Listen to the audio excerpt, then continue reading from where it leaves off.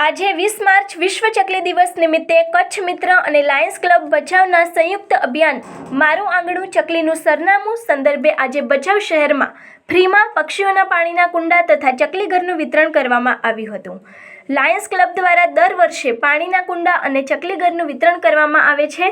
આજે વાગડ ગાલા ભાવિક મંડળના પ્રમુખ શ્રી ગાલા મુકેશભાઈ ગોવરભાઈ ગામ સામખયારીવાળા તેમજ અન્ય દાતા પરિવારના આર્થિક સહયોગથી આજે 450થી વધારે પાણીના કુંડા અને 250થી વધુ ચકલીઘરનું નિઃશુલ્ક વિતરણ કરવામાં આવ્યું હતું।